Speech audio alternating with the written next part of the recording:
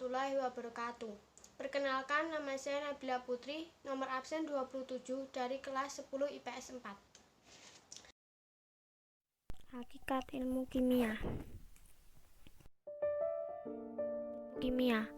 Ilmu kimia adalah cabang dari ilmu fisik yang mempelajari tentang susunan, struktur, sifat, dan perubahan materi serta energi yang menyertainya. 1. Susunan materi. Susunan materi yang dimaksud adalah tentang unsur, senyawa, dan campuran. Unsur adalah zat paling sederhana yang sudah tidak bisa dibagi lagi. Senyawa adalah zat yang terbentuk dari gabungan beberapa unsur dengan perbandingan tertentu. Campuran adalah gabungan antara dua zat atau lebih di mana sifat penyusunnya tidak berubah.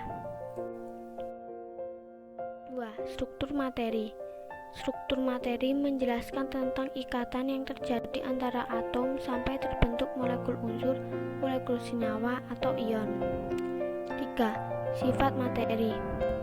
Sifat materi yang dimaksud lebih mengarah ke sifat-sifat kimia suatu zat, misalnya mudah terbakar, mudah mengalami korosi, mudah bereaksi dengan zat lain, dan sebagainya. 4. Perubahan materi. Perubahan materi dibedakan menjadi dua, yaitu sebagai berikut. A. Perubahan fisika adalah perubahan yang tidak menghasilkan zat baru, contohnya lilin yang dibakar, es mencair, dan sebagainya. B. Perubahan kimia adalah perubahan yang menghasilkan zat baru akibat adanya reaksi kimia, contohnya besi berkarat, kayu dibakar menjadi abu, dan nasi menjadi basi. Keselamatan kerja. Sebagai seorang yang bekerja di bagian laboratorium, penting kiranya untuk memperhatikan keselamatan kerja di laboratorium. Adapun tata tertib dan peringatan lainnya adalah sebagai berikut. 1. Tata tertib di laboratorium. Tata tertib di laboratorium yang harus dipatuhi adalah sebagai berikut. A. Menggunakan jas laboratorium, kacamata pengaman, dan sepatu tertutup. B. Membaca petunjuk praktikum dengan cermat. C. Tidak makan dan minum di laboratorium. D. Mencuci tangan dengan sabun dan air bersih sebelum dan setelah praktikum. E. Tidak menggaruk kulit yang terkena bahan kimia. Penggunaan bahan kimia. Hal-hal yang harus diperhatikan dalam menggunakan bahan kimia adalah sebagai berikut. A. Jangan menggunakan bahan kimia yang tidak jelas labelnya. B. Jangan menyentuh bahan kimia dengan tangan. C. Gunakan pipet untuk mengambil larutan. D. Dilarang memanaskan atau menguapkan cairan organik di tempat terbuka. 3. Penanganan alat dan bahan. Jika bahan kimia atau uap beracun telah memenuhi ruangan, segera lakukan evakuasi. A. Zat kimia yang tumpah di meja praktikum atau lantai memenuhi ruangan, segera lakukan evakuasi. B. Untuk membaca tinggi larutan pada bulat, posisi mata harus sejajar. C. Mengambil bahan-bahan yang menghasilkan gas berbahaya harus dikerjakan di lemari asam. D. Kimia yang diambil tidak boleh dikembalikan ke wadah penyimpanan. Persiapan kerja di laboratorium. A. Merencanakan percobaan yang akan dilakukan sebelum memulai praktikum. B. Menggunakan peralatan kerja atau kacamata, jas praktikum, sarung tangan, dan sepatu tertutup. C. Bagi wanita yang berambut panjang, diharuskan mengikat rambutnya. D. Dilarang makan, minum, dan merokok. E. Menjaga kebersihan meja praktikum dan lingkungan laboratorium. F. Membiasakan mencuci tangan dengan sabun dan air bersih terutama sehabis praktikum. G. Bila kulit terkena bahan kimia, jangan digaruk agar tidak menyebar. H. Memastikan bahwa keran gas tidak bocor waktu hendak menggunakan bunsen. I. Pastikan bahwa keran air selalu dalam keadaan tertutup sebelum dan sesudah melakukan praktikum. Ruang lingkup kimia. Ruang lingkup kimia meliputi susunan, sifat, serta perubahan materi dan yang menyertainya. Secara umum, kimia dibedakan menjadi dua, yaitu kimia deskriptif dan kimia teoritis. 1. Kimia deskriptif adalah kimia yang didapatkan melalui pengamatan sifat zat. 2. Kimia teoritis adalah ilmu kimia yang membahas tentang materi. Adapun contoh kimia kimia teoritis adalah sebagai berikut. A. Kimia fisika adalah ilmu yang mempelajari tentang hubungan antara kimia dan fisika.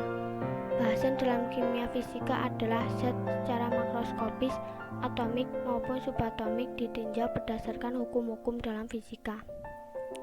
B. Kimia organik adalah ilmu yang mempelajari tentang struktur, sifat, dan komposisi senyawa organik. Anorganik adalah ilmu yang mempelajari tentang struktur, sifat, dan komposisi senyawa organik. D. Kimia analitik adalah ilmu yang mempelajari tentang kandungan suatu zat. E. Kimia lingkungan adalah ilmu yang mempelajari tentang dampak pencemaran lingkungan, metode penghitungan kadar pencemaran, dan sebagainya. F. Biokimia adalah ilmu yang mempelajari tentang materi-materi di dalam proses metabolisme tubuh. Manfaat mempelajari kimia. Manfaat yang bisa dapatkan dengan mempelajari kimia yaitu A. Memahami produk-produk yang berguna dalam kebutuhan sehari-hari, contohnya deterjen, sabun, obat-obatan, dan sebagainya. B. Memahami alam beserta prosesnya. Sebagai contoh, saat bernapas, oksigen akan masuk ke dalam tubuh. Di dalam tubuh, oksigen akan mengalami proses pembakaran agar dihasilkan energi. C. Memahami berbagai jenis produk teknologi, contohnya pesawat terbang, mobil, dan sebagainya. D. Memahami produk kimia yang dapat menimbulkan masalah, contohnya unsur-unsur radioaktif dan merkuri. E. Memahami bahan-bahan kimia beracun, contohnya formalin. Kimia dalam kehidupan. Banyak penemuan baru yang dihasilkan di laboratorium oleh para ahli kimia yang dapat meningkatkan kualitas hidup manusia. Berikut ini peranan ilmu kimia di berbagai bidang kehidupan. 1. Bidang kesehatan. Ilmu kimia dijadikan dasar pembuatan obat. 2. Bidang pertanian. Ilmu kimia berfungsi sebagai dasar pembuatan pupuk, pestisida, dan pemulihan tanaman. 3. Bidang industri. Ilmu kimia seringkali sangat dibutuhkan. Mesin-mesin di industri membutuhkan logam yang baik dengan kondisi dan bahan-bahan yang digunakan, seperti semen, kayu, cat, beton, dan lain-lain. 4. Bidang biologi. Ilmu kimia ternyata berperan di bidang biologi, contohnya untuk mempelajari reaksi-reaksi dalam tubuh makhluk hidup. 5. Bidang arkeologi. Peran kimia di bidang arkeologi adalah untuk menentukan umur fosil melalui peluruhan inti radioaktif. 6. Bidang hukum. Berperan untuk pemeriksa alat bukti kriminalitas oleh tim forensik. Hal ini berguna untuk membuktikan tindak kejahatan seseorang. Metode ilmiah. Adapun langkah-langkah yang harus dilakukan dengan metode ilmiah adalah sebagai berikut. A. Merumuskan masalah. B. Mengkaji teori atau penelitian. C. Mengajukan hipotesis. D. Melakukan eksperimen untuk menguji hipotesis. E. Mengumpulkan data. F. Mengolah dan menganalisis data-data hasil penelitian. G. Membuat kesimpulan. H. Melaporkan hasil penelitian dalam bentuk laporan ilmiah. Sekian dan terima kasih. Wassalamualaikum warahmatullahi wabarakatuh.